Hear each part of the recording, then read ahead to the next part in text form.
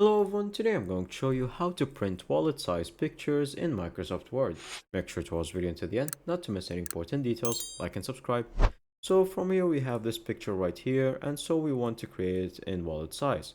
All you have to do is right click, and then from here you can go to size and position. Now from here you're going to unlock log aspect ratio, and then you're going to resize it for 3.5, and then here to 2.5. Those are the sizes for wallet-sized pictures. And as you can see right here it is.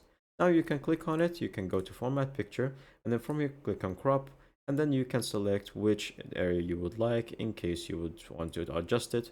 So if you want it to be just her face, and then we can do it like that, and then we can adjust it fully so that it's just her face in the wallet size picture fully. And that's like that. Now if you want to copy it and make multiple copies, simply copy and paste, and now you have multiple that you can print directly. Thank you guys for watching, see you next time, bye bye.